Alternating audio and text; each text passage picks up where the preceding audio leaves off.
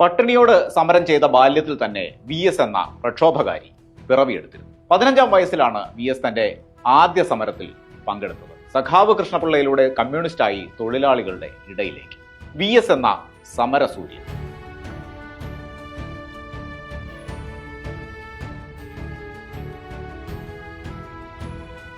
VS എന്ന വിപ്ലവകാരി എന്നും സമരമുഖങ്ങളിലായിരുന്നു ഉണ്ടായിരുന്നത്. പാർലമെന്ററി ജീവിതകാലത്ത് 3 തവണ പ്രതിപക്ഷ നേതാവും 2006 മുതൽ 2011 വരെ മുഖ്യമന്ത്രിയുമായിരുന്നു. അതിനു മുൻപും ശേഷവും രോഗം മൂലം പൊതുജീവിതത്തിൽ നിന്ന് വിട്ടുനിൽക്കേണ്ടി വന്ന അവസാന 4 വർഷം ഒഴികെ അദ്ദേഹം ജനങ്ങൾക്കൊപ്പമുണ്ടായിരുന്നു. സംഘടനാ പ്രവർത്തകനായിരുന്നു. ആസ്പിൻവാൾ കമ്പനിയിലെ തൊഴിൽ സമരം മുതൽ പൊമ്പളയൊരുമ ഈ സമരത്തിൽ വരെ സാന്നിധ്യം അറിയിച്ച രാഷ്ട്രീയ ജീവിതം. പട്ടിണിയോട് സമരം ചെയ്ത ബാല്യത്തിൽ തന്നെ VS എന്ന പ്രക്ഷോഭകാരി പിറവിയെടുത്തു. സ്കൂളിൽ ജാതി പീഡനവും പരിഹാസവും നേരിടാൻ അരയിൽ കെട്ടിയ പിടിയരഞ്ഞാണം എടുത്തുകൊണ്ട് പോരാട്ടങ്ങൾ VS തുടങ്ങിവെച്ചു. 1938-ൽ 15-ാം വയസ്സിലാണ് VS തന്റെ ആദ്യ സമരത്തിൽ പങ്കെടുക്കുന്നത്.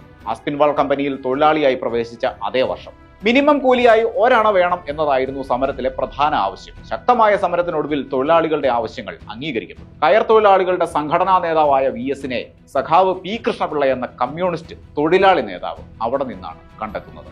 1940-ൽ കൃഷ്ണപിള്ള VSനെ കമ്മ്യൂണിസ്റ്റ് പാർട്ടിയിൽ ചേർന്നു.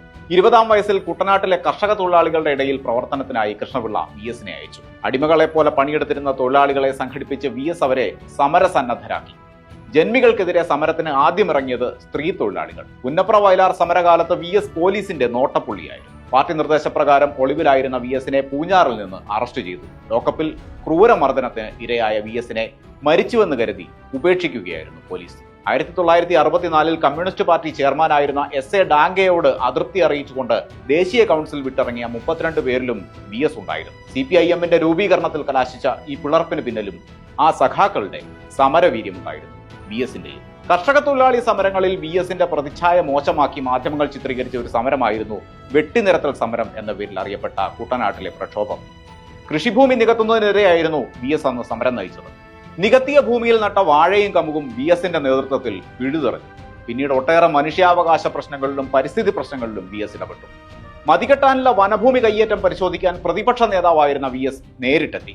പ്ലാച്ചിമടയിലെ കോക്കക്കോള പ്ലാന്റ് മൂലമുണ്ടായ കുടിവെള്ള പ്രശ്നത്തിലെ ജനകീയ സമരത്തിന് അനുകൂല നിലപാടെടുത്തു. ഇടമലയാർ കേസിൽ പ്രതിയായ മുൻ മന്ത്രി R ബാലകൃഷ്ണപിള്ളയെ ശിക്ഷിക്കുന്നതുവരെ നിയമ പോരാട്ടം നടത്തി. പാമോയിൽ കേസിലും വിടാതെ പിന്തുടർന്നു. സൂര്യനെല്ലി, കിളിരൂർ ഐസ്ക്രീം പാർലർ കേസുകളിൽ ശക്തമായ നിലപാടെടുത്തു. മൂന്നാറിലെ കയ്യേറ്റങ്ങൾ ഒഴിപ്പിക്കാൻ മുഖ്യമന്ത്രി എന്ന നിലയിൽ VS നടപടികളെടുത്തത് പാർട്ടിക്കുള്ളിലും ശത്രുക്കളെ സൃഷ്ടിച്ചു. പാർട്ടി നിലപാടിന് വിരുദ്ധമായി പല വിഷയങ്ങളിലും നിലപാടെടുത്ത് ചട്ടക്കൂടിനോട് പൊരുതാൻ VS തയ്യാറായി. കടലിലെ തിരമാലയാകാൻ തയ്യാറാകാത്ത VS കടുത്ത വിമർശനങ്ങൾക്ക് വിധേയനായി.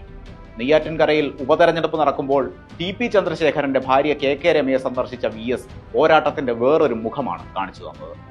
തോട്ടം തൊഴിലാളികളായ സ്ത്രീകൾ നടത്തിയ അവകാശ പോരാട്ടം പൊമ്പളയൊരുമയിലും കടന്നു ചെല്ലാൻ VS-ന് കഴിഞ്ഞത് ജനപക്ഷത്ത് മാത്രം നിൽക്കുന്ന ആ സമരവീര്യം മൂലമാണ്. സമരം തന്നെയായിരുന്നു VS-ന്റെ ജീവിതം.